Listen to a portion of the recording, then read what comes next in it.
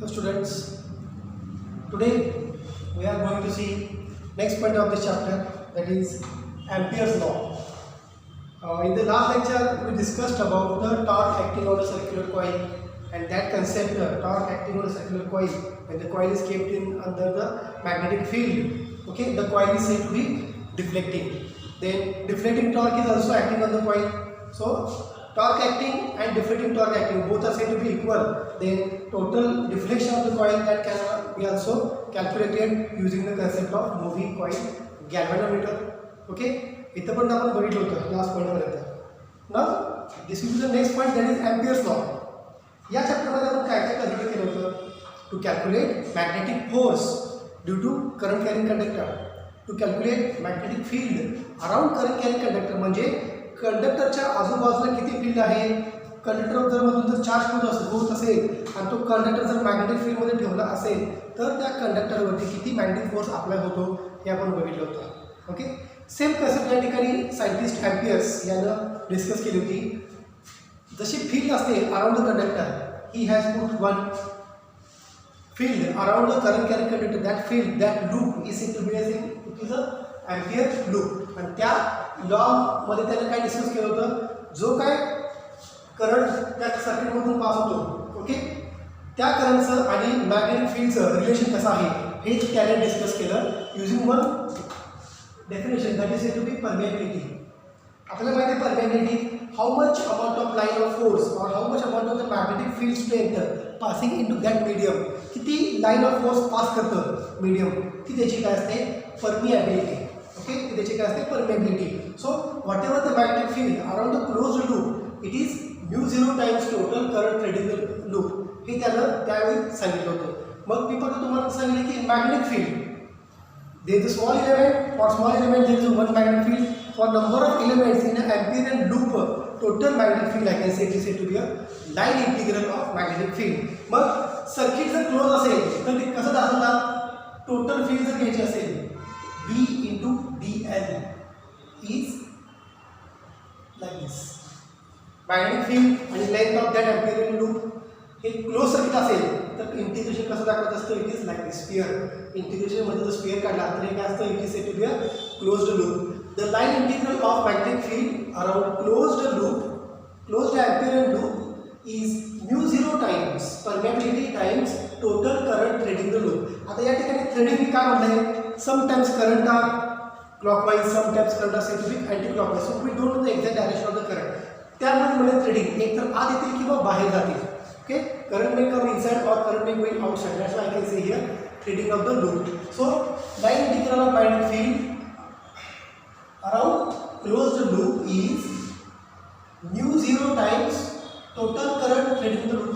So this is the Ampere's law.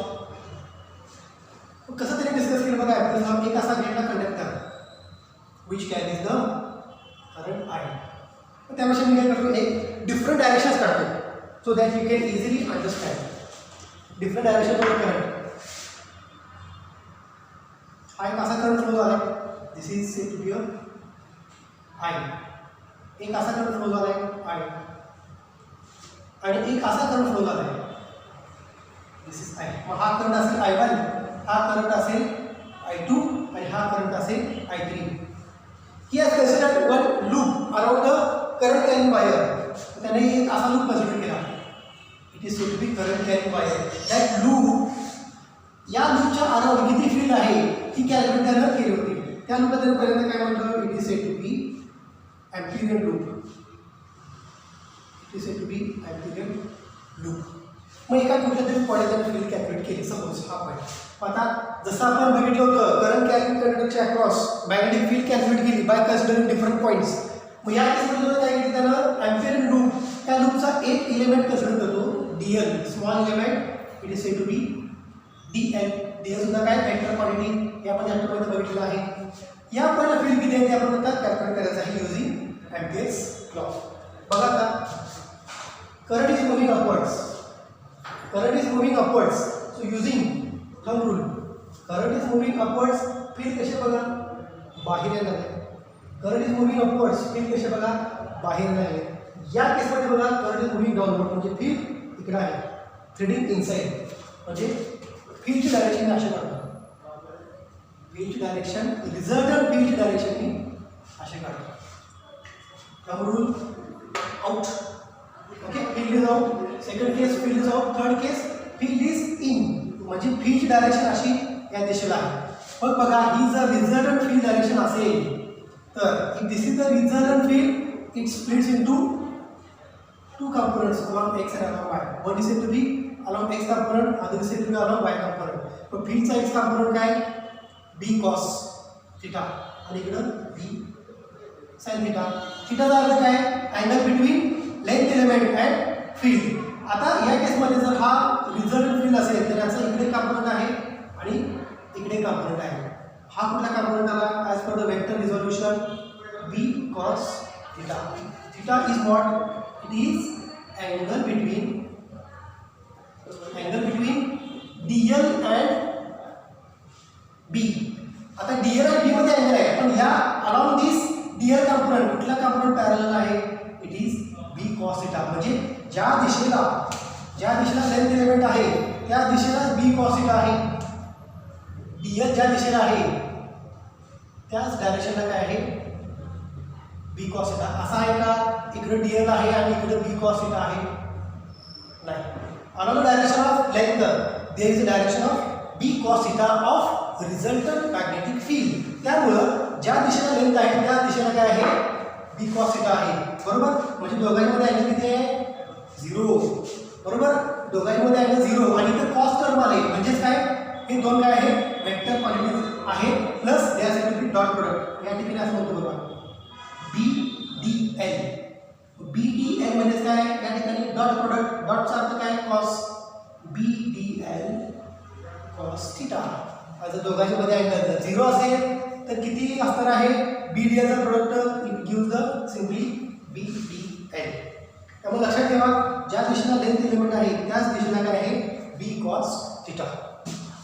Current इकडे दोन बाहेर गेले, हा करंट बरोबर खाली आलेला आहे. ओके, मग एम्पियर्स लॉ कसा यूज करायचा बघा. या केसमध्ये एम्पियर्स लॉ म्हणजे बघा एक एम्पियर लूप कन्सिडर केलेला आहे.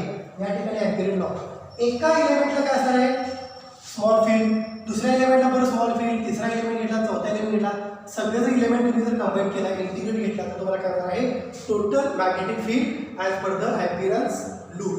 So line integral over the closed loop. Loop close आहे. Okay, BDL is mu not times म्हणजे परमेबिलिटी. किती फील्ड पास करतं मीडियममधनं त्याचे काय असते? Permeability. Okay, mu 0 times current. आता करंट बघा या केसमध्ये काय असणार आहे? हे दोन वरती गेले, हा खाली आला आहे. म्हणजे total current threading the loop is I1 + I2 - I3. Minus का? याची डायरेक्शन खाली आहे. हे दोघं वरती गेले म्हणजे दोघं ॲड होणार, त्याच्यातून हा सबस्ट्रॅक्ट होणार. So total current threading the loop is mu 0 times I1 + I2 - I3. So this is line integral of magnetic field. Statement बघा, line integral of magnetic field is mu naught times is permeability times total current threading the loop. Current किती thread झाला लूपमधनं? हे दोन add झाले एका direction असल्यामुळं हा subtract झाला. या दोघांच्या अपोजिट डायरेक्शनला असल्यामुळे तो सबस्ट्रॅक्ट झाला. त्यामुळं BDL line integral of magnetic field around closed loop is mu naught times current threading the loop. This is Ampere's law. हे लक्षात ठेवा. स्टेटमेंट एक्झामला 2 मार्कासाठी येते. जसं आपण फील्ड कॅल्क्युलेट केली तशीच या ठिकाणी फील्ड कॅल्क्युलेट करायची आहे. फक्त या ठिकाणी काय कन्सिडर केलं एम्पियरनं? He has consider one ampere loop. So this is in general statement for the Ampere's law. Now we are going to find how much magnetic field is present for straight current carrying conductor, okay, and how much magnetic field is present for a long solenoid. We move to the next point.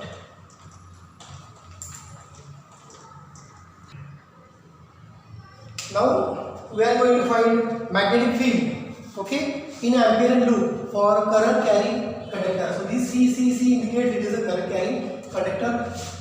Current carrying conductor हा मी जर असा दाखवला, this is the current carrying conductor which passes the current I. First I will consider the Amperean loop, okay, around the current carrying conductor.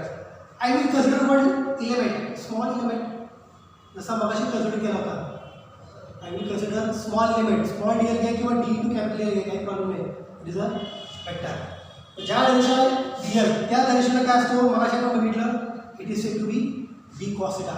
Circular ampere loop या केसमध्ये consider केला around the current carry coil. Circulars का, त्याच्यामधनं pass होणारा current हा कसा आहे, constant आहे, त्यामुळे त्याच्या अराउंड तयार होणारी फील्ड सुद्धा काय आहे, constant field, constant circular field. Circular ampere loop. Okay, it is a circular ampere loop.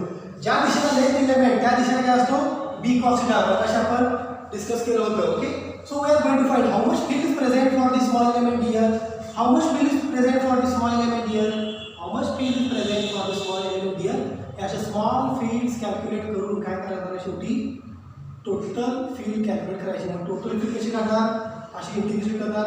Circular loop आहे, क्लोज आहे, म्हणून त्याला काय करायचं, इंटिग्रेशन ओव्हर क्लोज्ड लूप. ठीक आहे. अँपिअर लॉ या ठिकाणी यूज करूया आपण. Integration BdL is equal to BdL is equal to μ0 times current passing. आता या केसमध्ये फक्त एकच करंट पास झाला आहे.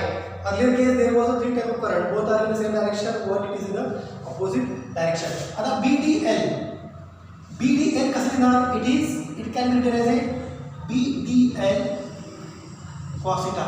It can be written as a BdL cos theta integration over closed loop is equal to μ0 I. But what is this theta? Angle between dl and b. ज्या डायरेक्शनला dl आहे त्या डायरेक्शनला b cos theta आहे. दोघा direction same आहे, त्यामुळे दोघांच्या मध्ये angle 0 cos 0 1.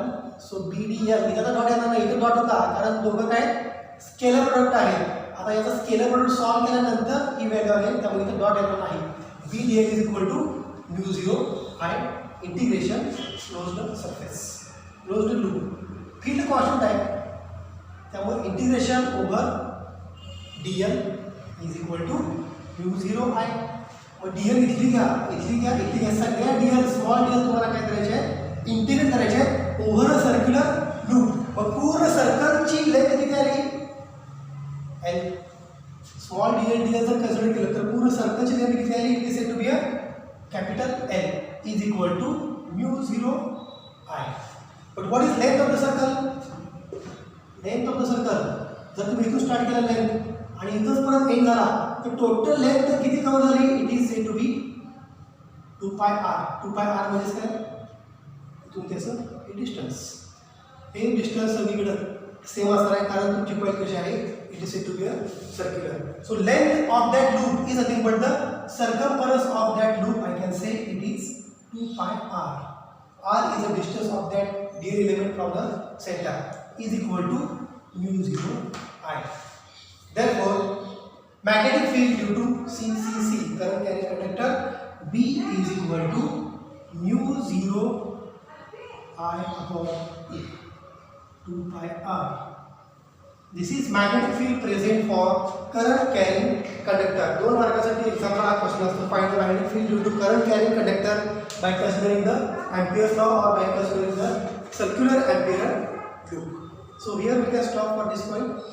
Ampere's law, field due to current carrying conductor. Now this is the last application of this Ampere circuit law. Last lecture मध्ये आपण बघितलं होतं की करंट कॅरिंग कंडक्टरच्या अक्रॉस किती फील्ड असणार आहे युजिंग अँपिअर लूप. इथे सुद्धा आपल्याला अँपिअर लूप कन्सिडर करायचा आहे for the case of solenoid. So what is meaning of the solenoid, there is a winding of coil. एक असा रॉड असतो त्याला कॉईलचं असं वाइंडिंग केलेलं असतं. ओके, वाइंडिंग का करतात, to increase strength of magnetic field. मग जर रॉडच्या अराउंड जर कॉईलचं वाइंडिंग असेल तर त्याच्या बाजूला फील्ड किती आहे हे माहिती नाही. रॉड कसा आहे, स्ट्रेट आहे, म्हणजे याच्यामधनं पास होणारी फील्ड अशी आहे. This is the magnetic field, uniform. या केसमध्ये फक्त आपल्याला एकच क्वांटिटी दिलेली आहे, that is a uniform field through this solenoid. आता ही फील्ड किती आहे ते आपल्याला कॅल्क्युलेट करायचं आहे. पण प्रॉब्लेम असा आहे की कॉईल तर सर्क्युलर आहे, कॉईल अशी स्ट्रेट पण नाही किंवा अशी इलेक्ट्रिकल नाही, it is said to be a winding. प्रत्येक पॉईंटला फील्ड व्हेरी कशी होते किंवा सेंटरला फील्ड किती असणार आहे ते या ठिकाणी आपण कॅल्क्युलेट करायचं आहे. बघा आता कसं झालं पॉईंटचं वाइंडिंग झालेलं आहे. वाइंडिंग झालेलं आहे. या कॉइलला suppose n number of turns असतील. बघा ही जर असेल कॉइलची लेंथ l, हे नंबर ऑफ टर्न्स बरोबर. नंबर ऑफ टर्न्स आहेत n. मी असं लिहितो n by l is equal to small n. 1 मीटरमध्ये नंबर ऑफ टर्न्स आहेत. 1 मीटरमध्ये नंबर ऑफ टर्न्स. तर 2 मीटरमध्ये नंबर ऑफ टर्न्स किती येणार आहे? It is n. बघा ना, हा 1, हा 2, हा 3, हा 4. म्हणजे हे या केसमध्ये मी कसे घेतले? हा 1 झाला, 2 झाला, 3 झाला, 4 घेतले. म्हणजे इट इज 4n. एका मीटरमध्ये 4 आहे. म्हणजे नंबर ऑफ टर्न्स टोटल किती आहे? It is 4 times it is l. Length जर 10 मीटर असेल तर 10n. 10 into l किती त्यानं वाइंडिंग केलं आहे? That means total number of turns. So total number of turns n is equal to n into l, small n into l. आता बघा current असा येतोय, परत आत जातोय, खाली जातोय. खाली म्हणजे काय? Going inside. Going inside it is denoted by dots. आता इथून बघा बाहेर येतोय. इथून या साईडने इथून हा बाहेर आला पलीकडे साईडला. म्हणजे काय? It is shown by the cross. आणि क्रॉस आणि डॉट तुम्हाला माहिती आहे, व्हेनेवर करंट और फील्ड गोइंग इन और going out. Going in it is indicated by dots, coming out it is indicated by cross. हे फक्त मी तुम्हाला माहिती असण्यासाठी डायग्राम काढलेली आहे. मग आता या ठिकाणी एम्पियर लूप कसा कन्सिडर करणार आणि त्या लूपच्या अक्रॉस किती फील्ड आहे हे कसं फाइंड करणार, that will see in detail here. एक असा मी एम्पियर लूप कन्सिडर करतो. I will consider this as A ampere loop. Okay, this loop I can consider as a P Q R S. हा एक ampere loop consider केलेला आहे. या लूपला याचे 4 edges आहेत. त्यापैकी एक एज काय आहे? फील्डला पॅरलल आहे. दुसरी एज कशी आहे? फील्डला परपेंडिक्युलर आहे. ओके, ही बघा ही edge PS which is parallel. दुसरी edge QR which is parallel. आता करंट याच्यामधनं बघा, हा जर असा करंट पास झाला तर बघा कसा होणार आहे? PS SR RQ. ओके, मग जर असा असेल करंट, ठीक आहे, CPS side which is parallel to the direction of magnetic field. PS side बघा, PS side which is parallel to magnetic field.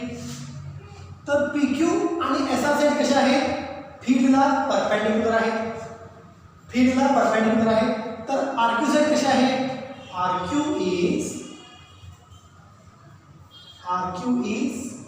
Anti parallel. बघा RQ या डायरेक्शन आहे, फील्ड या डायरेक्शन आहे. म्हणजे हे कसे दोन एकमेकांना अँटी पॅरलल. फील्डला RQ साइड कशी आहे? Anti parallel. तर PS साइड कशी आहे? फील्डला पॅरलल. RS आणि QP कशा आहेत? That side be perpendicular. आता या केसमध्ये एम्पियर लूप कन्सेप्ट यूज करून आपल्याला फील्ड कॅल्क्युलेट करायची आहे. Now I will find the field across this non solenoid. हा स्मॉल एलिमेंट घेतो. ओके, ज्या दिशेला एलिमेंट आहे त्या दिशेला काय आहे? फील्ड आहे. इथला एक स्मॉल एलिमेंट कन्सिडर करतो. ज्या दिशेला एलिमेंट आहे त्याला फील्ड कशी आहे? परपेंडिक्युलर आहे. इथला हा स्मॉल एलिमेंट घेतो. ज्या दिशेला करंट त्या दिशेला स्मॉल एलिमेंट घ्यायचा असतो, हे आपण डिस्कस केलंय. पण डीएल इकडं आहे तर फील्ड कशी आहे? इकडं आहे. ज्या दिशेला करंट आहे त्या दिशेला मी काय घेतो? डीएल एलिमेंट घेतो. म्हणजे ज्या दिशेला डीएल एलिमेंट त्याला बरोबर परपेंडिक्युलर काय? Magnetic field. मग या ठिकाणी काय आला? अँगल 90-90. त्यामुळे इथे काय झालं? 90 असल्यामुळे cos 90 0. म्हणजे या ठिकाणी फील्ड कॅल्क्युलेट करता येणार नाही, या ठिकाणी फील्ड कॅल्क्युलेट करता येणार नाही. आता या ठिकाणी बघा RS it is anti-parallel. But whatever the current passing around the rod, the field outside the rod is said to be 0. Outside the rod field is said to be 0. Why?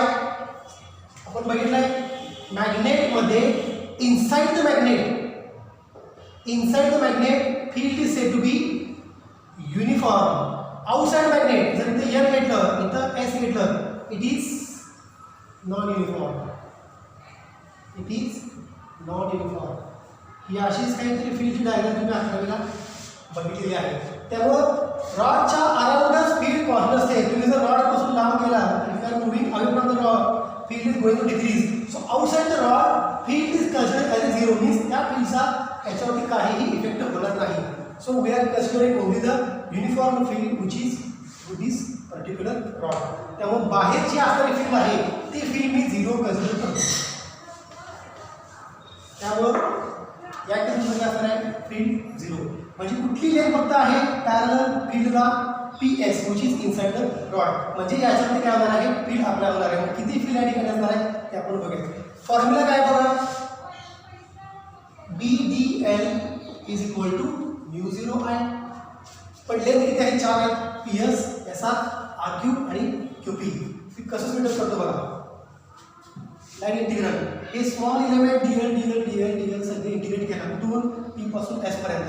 मग मी या ठिकाणी म्हणतो PS, P पासून S पर्यंत काय असणार आहे, BDL plus दुसरी लेंथ. हे स्मॉल एलिमेंट सगळे ऍड करायचे, इंटिग्रेट करायचं कुठून, S to R, it is B dot DL plus R पासून Q ला जायचं, स्मॉल एलिमेंट इंटिग्रेट करत येणार आहे पण R to Q, that is again BDL plus integration Q to P, integration Q to P, BDL is equal to, बघा line integral of magnetic field is μ0 times current passing, is μ0 times current passing through the wire. हे equation समजलं ना बघा. 4 लेंथचे 4 equation घेतले. एका लेंथला हे equation, दुसऱ्या लेंथला हे इक्वेशन, तिसऱ्या लेंथला हे इक्वेशन, चौथ्या लेंथला हे इक्वेशन. या ठिकाणी BDL काय आहे, लेंथ अशी आहे, फील्ड अशी आहे, परपेंडिक्युलर म्हणजे कॉस 90 0, त्यामुळे हे 0 होणार बरोबर. S to R 0 होणार. R to Q, outside the rod, outside the magnet, there is a field said to be 0. त्यामुळे या ठिकाणी नॅचरल व्हॅल्यू काय झाली, 0 कन्सिडर झाली. Okay, so this value consider 0, this value consider as a 0. आता बघतो PQ म्हणजे काय ना, या ठिकाणी ओव्हरलॅपिंग टाकतो PQ च्या इज QP. म्हणजे स्टार्ट झाला कुठून, तुम्ही Q पासून स्टार्ट झाला आणि P ला एंड झाला. परत लेंथ अशी आहे, फील्ड कशी आहे, युनिफॉर्म अशी आहे. दिसते का, फील्ड अशी आहे, inside the rod field is said to be uniform. अशी फील्ड आहे म्हणजे दोघांमध्ये अँगल काय 90, म्हणजे कॉस 90 पण काय झाला 0, त्यामुळे हे पण काय होणार आहे 0 होणार आहे. Therefore integration P to S only, BDL is equal to μ0I. BDL is equal to μ0I. तर मग अशा प्रकारे नंबर ऑफ टर्न्स आणि करंट मध्ये रिलेशन काय होतं त्याच्यामध्ये, N is equal to N upon L, therefore number of turns is equal to NL. Number of turns is equal to NL. Number of turns is equal to NL. Current कसा pass झाला आहे, N number of turns मधलं current pass झालेलं आहे. त्यामुळे total current passing I can say it is, instead of μ0I I can write here as a μ0 into Ni. I can write as a μ0 into Ni. बघा, current passing through n number of turns, current passing through n number of turns, that's why I can write here n into I.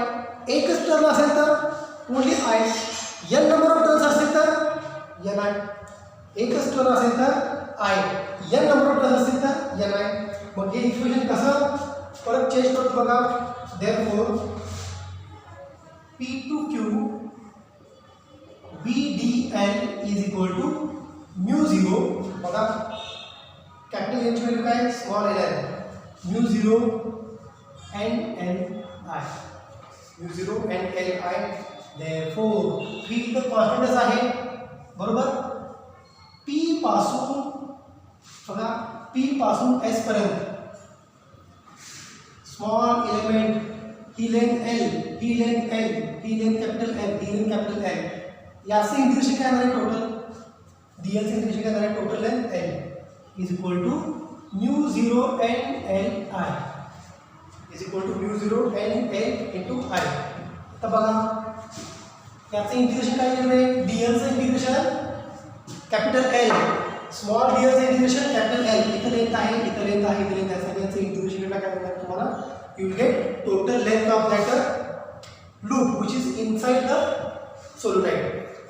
Therefore, B into length क्या है बघा, it is total length, it is L equal to mu 0 N L into I.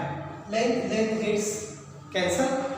Length gets cancelled. Therefore, magnetic field due to long solenoid is mu 0, okay, into Ni. Due to long solenoid, it is said to be mu 0 into Ni. So this is the expression for magnetic field due to long solenoid. This is the expression for magnetic field due to long solenoid. हीच concept use करून पुढे एक device तयार केला गेला. हे तुमच्या लक्षात घ्यायला पाहिजे की या ठिकाणी काही चेंज करत नाही. P2Q it is B dot del law. याचा ॲप्लिकेशन कुठे आहे बघा Ampere's law. It is applicable in toroids. It is applicable in a toroids. It is applicable in a toroids. आता टोरॉइड म्हणजे काय असतं, हे होतं स्ट्रेट लाईन, त्या केसमध्ये काय असतं सर्क्युलर वायर असते. अशा प्रकारची सर्क्युलर वायर असते. त्या वायरला काय केलं असतं, there are n number of turns are winding. याच्या अराउंड कशी फील्ड तयार होणार आहे, it is said to be a circular magnetic field. याच्या अराउंड फील्ड कशी तयार होणार आहे, it is said to be a circular magnetic field. आणि हेच प्रिन्सिपल यूज केलं जातं ट्रान्सफॉर्मरमध्ये to increase the number of magnetic flux using the toroid concept. त्यामुळे डायरेक्ट ॲम्पियर्स सर्किट लॉचं ॲप्लिकेशन कुठं आहे ट्रान्सफॉर्मरमध्ये in case of increasing the magnetic flux. आणि हीच कन्सेप्ट इलेक्ट्रोमॅग्नेटिक इंडक्शन चॅप्टरमध्ये यूज केलेली आहे. त्यामुळे टोरॉइड आहे फक्त शेवटचा पॉईंट आहे. Toroid is nothing but winding of the coil around the circular coil. Winding of the coil around the circular rod not as a coil. मग याच्यामध्ये काय होतं, मॅग्नेटिक फील्ड स्ट्रेंथ वाढते. Same which is applicable to the transformer primary and transformer secondary. मग हे ट्रान्सफॉर्मरचं primary काय, transformer secondary काय, हे डिटेलमध्ये आपण इलेक्ट्रोमॅग्नेटिक इंडक्शन चॅप्टरमध्ये बघायचं आहे. So here we have discussed the magnetic field due to long solenoid, okay. आणि याच्यामध्ये पहिला आपण काय डिस्कस केला, magnetic field due to current carrying conductor. So these are the two applications for Ampere circuital law. So what is the Ampere circuital law? हे लक्षात ठेवा. Line integral म्हणजे with respect to line integral of magnetic field around a closed loop is equal to or is mu 0 times current threading that loop. Threading का म्हटलं, because sometimes current are said to be clockwise, current are said to be anti-clockwise. That's why I can say here it is a threading of the current to the loop. So around this point, this is the last one of the chapter. So I can say our chapter magnetic effect of electric current is over for today. So we'll stop here. Thank you. So BDL equal to mu 0 I. हा topic आपला आता magnetic effect of electric current हा संपलेलाच आहे. याच्यावरती जे काही तुम्हाला होमवर्कला question दिलेले आहेत त्या सगळ्यांचं होमवर्क करा. लवकर जाऊन या चॅप्टरवरती एक MCQ ची टेस्ट घेणार आहे. त्यामुळे जर काही डाऊट असेल तर तुम्ही पर्सनली मला विचारू शकता किंवा तुमचे डाऊट्स सरळ सांगू शकता. So sir can communicate me I can clarify your doubts. ठीक, थँक्यू.